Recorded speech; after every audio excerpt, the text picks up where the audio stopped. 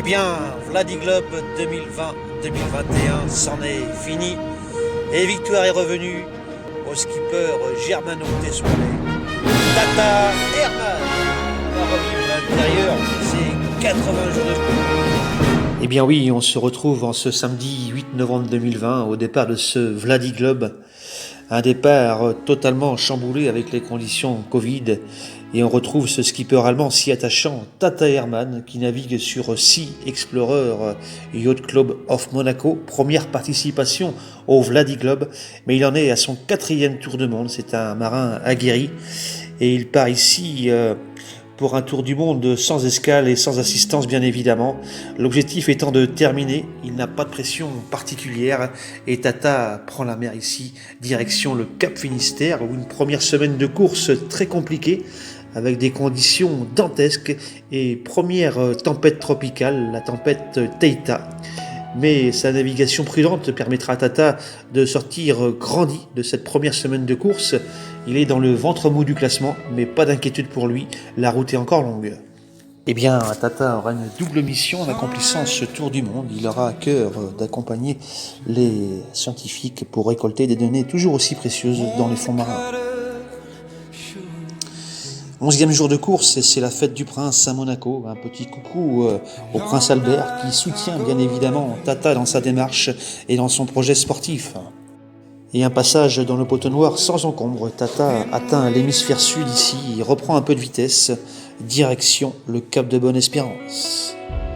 Et nous assistons à un fait majeur dans cette régate le 30 novembre, 22e jour de course. Eh bien, un marin tombe à la mer. Il s'agit de Kevin Escoffier, le skipper de PRB.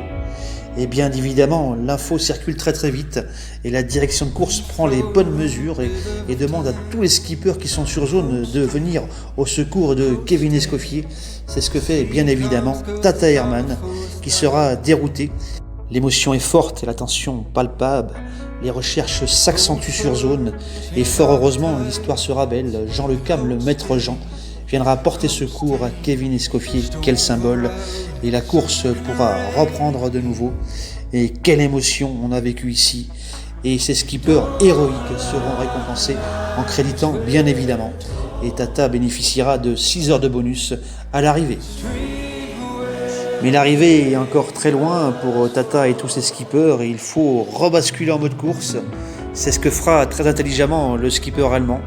Et Tata accrochera le bon wagon de tête, une lutte sans merci aux avant-postes, avec Graval-Ruyante, dans ces mers du Sud agitées, l'océan Indien, l'océan de tous les pièges, au milieu des albatros, et grande solitude pour Tata.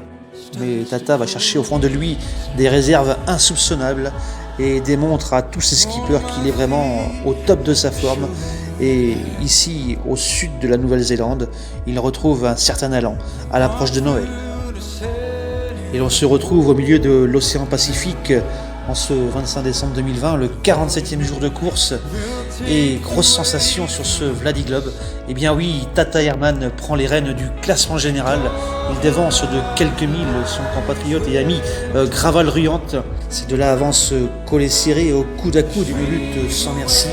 Mais il faudra rester malgré tout extrêmement vigilant à l'approche d'un Cap Horn qu'on promet très capricieux. 8e semaine de course, nous sommes à la pointe au sud du continent américain. Le Cap Horn est complètement déchaîné, une mer complètement folle, des rafales de 40 nœuds avec des creux de plus de 7 mètres. On vit ici l'enfer, on croit mourir ici. C'est l'Everest des mers et c'est un cap mythique. Après avoir traversé le Cap de Bonne-Espérance et le Cap Léoline, le Cap Horn est franchi non sans encombre par Tata Hermann. L'addition est salée, la grande voile est endommagée, un système de quilles défectueux et la course est relancée.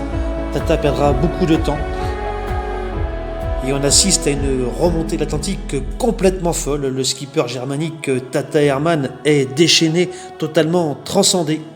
Il s'éloigne des côtes brésiliennes et met cap à l'ouest et traverse sans encombre ce poteau noir pour retrouver des alizés en excellente position. Ses soucis sont loin derrière lui et il se met à rêver. La Tessoile est derrière lui. Les aficionados se sont derrière leur écran de télévision et suivent heure après heure l'évolution de leur skipper chéri, leur skipper fétiche, Tata, qui aujourd'hui est en phase de gagner ce Vladi Globe. Rien n'est joué bien évidemment, le suspense est entier ici. Et Tata qui implore les dieux du ciel, il ne croit pas si bien faire. Effectivement, à la veille de l'arrivée finale ici au Sable d'Olonne, eh bien, terrible collision, on apprenait sur les ondes du Vladi Globe, eh bien que Tata venait de heurter un chalutier de pêcheurs. Grosse sensation et grosse frayeur. On craignait l'abandon, mais Tata pouvait repartir avec un foiler endommagé. Il finissait la course tant bien que mal, et au bout de 80 jours, 14 heures et 59 minutes, pouvait l'emporter sur un Vladi Globe qui restera dans l'histoire. Et seulement à 22 minutes derrière lui, on retrouvait Cravolle Riante, un suspense entier jusqu'au bout. Et bien jusqu'au bout, ces skippers nous auront fait du rêve. Et quel magnifique spectacle ici, dans le chenal des Sables d'Olonne. Il peut savourer à sa juste valeur cette victoire qu'il dédicacera à sa tatate Annie Cordy, décédée en 2020. Et il souhaitait lui rendre un vibrant hommage. Et on lance la musique Tata Yo-Yo. Merci Tata, et on te retrouve en 2024. Et avant cela, on va bien évidemment sabrer le Muscadet à tes côtés. Et rendez-vous à prix pour de nouvelles aventures. Merci à tous, c'était un Vladi Globe passionnant qui a tenu toutes ses promesses.